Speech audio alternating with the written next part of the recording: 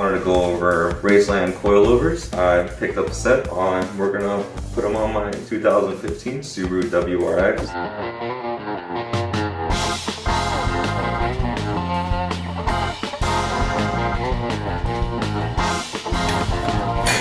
that I have it jacked up, remember, be safe. We're going to these two bolts right here. Fuck! I already know that I want to make these two sides lower, so I am going to adjust the size on this one. Alright, she's all tight. I can still fit some fingers in there, but that's how it's done. Yeah. Please tell me that I can't, that I won't, that I fail, that I'll never make it out, yeah. Please tell me all the bad, never good, fill my head full of every single doubt, yeah. Please say any negative thoughts, I pop off when I hear people say I cannot. I get off to the thought of proving everyone wrong, I won't stop to the top, so you better back off and get lost. I'ma stay loud, stay proud, never running out, never heading south, I'll be spreading out. What's going on, everybody? This is your boy, Daddy.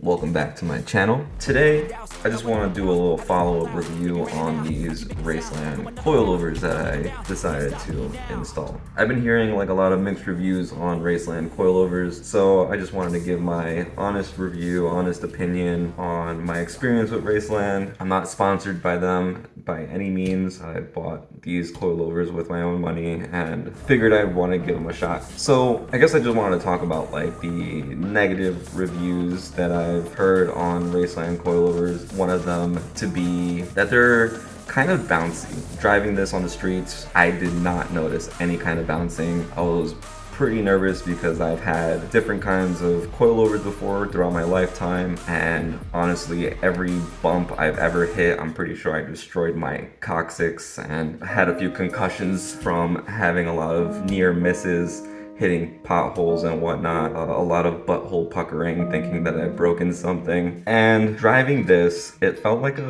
pretty smooth. It was definitely like, I felt like an upgrade. I did not have any kind of crazy experience. It did not feel stiff at all. It definitely felt like it rode a lot better than the stock suspensions on the Subaru. So definitely a win on that part. I disagree with a lot of the people who say that it's really stiff, it's really bouncy. Honestly, with the bouncy portion, I feel maybe you just didn't adjust the springs correctly. I've tightened mine up just a little bit to the point where I can't wiggle them anymore. Some people have said that they hear a lot of noises coming from the coils. Once again, I feel like that maybe you just didn't tighten it enough and that spring is just kind of, just wiggling around there. I think that should happen. I have mine tightened up nice and snug to the point where I can't move it anymore. So like I did like a nice little spinny thing and didn't have that problem at all. Another thing that was brought to my attention is the price point. Yeah.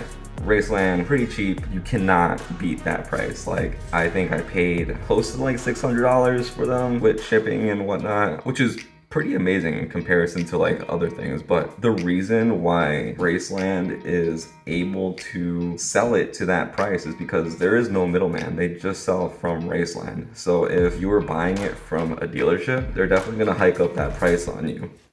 But Raceland is supplying it, cuts out the middleman, and then wham bam shazam, you got yourself a good price. Would I track these? Probably not. Only because like I've held them in my hands. It feels kind of light. When I think of like tracking, I would feel more comfortable with something a little bit more sturdy, not something like this, maybe something a little bit more heavier, but what do I know? I've never used one on a track before. But those are another comments that I've been reading on Raceland coilovers. As for the install portion, I had no problems whatsoever with the install. Definitely a lot of measuring using different kinds of rulers. I feel like one of those little flexible rulers, those helped out a lot to get the measurements on point. So just finding everything to be symmetrical, since the front and rear are different sizes, so remeasuring, adjusting, dropping, and lifting it up again to make sure everything's settled in correctly. Huge pain to do. Only do that if you, like, if you're attempting to do this project, make sure you have like at least a day to do it. Especially if you live in the city, I don't recommend. If you have a garage, go for it, but maybe do it on a Friday night if you're off on the weekend, or if you have a couple days off, go for it. But highly do not recommend if you need your car back on the road in the next couple of hours. Like, you might just have to do a lot of adjusting. Huge pain in the ass. Oh, one other thing. When I did adjust my coils, I didn't need a wheel alignment. Yeah, true story. Didn't need one. Straight as an arrow. No wobbling, no nothing. I hit this thing on the highway. Probably, don't worry about it actually. But no wobble. Nothing. Absolutely nothing. She's straight as an arrow. I was actually pretty concerned. I thought I was like 100% when I started driving, and I was like, my tires are gonna come off.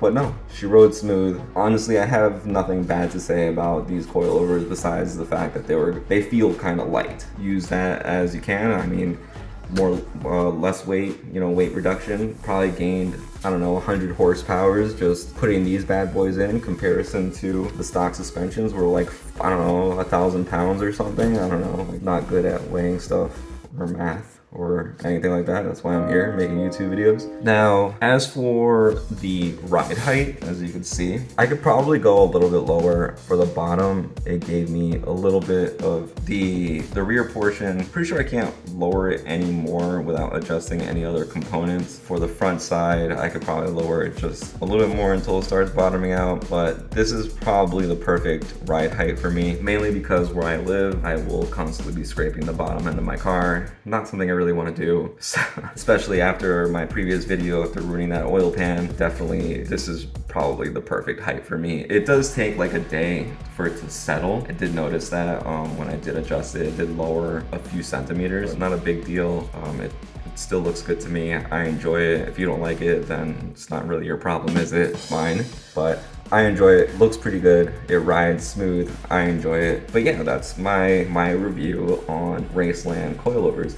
Now, I did have an idea. I don't know if you guys are interested. I did meet someone who does dirt racing, and if you guys are interested, if I get enough likes and subscribers in the next couple weeks, I'll order myself another set of Raceland coilovers, and we'll put them to an extreme test. I'll see if I can partner with them, and I can put it into one of their dirt cars, and we'll put them to an extreme test to see if they can handle how they ride on those extreme conditions. But yeah, it only depends on how many likes and subscribers I get. Also, maybe if Raceland, you guys want to find out for yourselves, you want to send your boy off some free coilovers, hey, hit me up. I'll more than happy to get some coilovers and put them to work, see what they can handle. Maybe I'll drop them off a building, see if they break or not. Who knows? But anyways, that's all I got for you guys today. Next week, probably gonna upgrade the sound system in this. I'll show you guys what I'm gonna do to it, and probably I'm gonna practice some of my rapping skills. My boy Zombie Dork, he's gonna come through again. We're gonna attempt to rap some portions of his car. I've been practicing a little bit here and there. Maybe one day I'll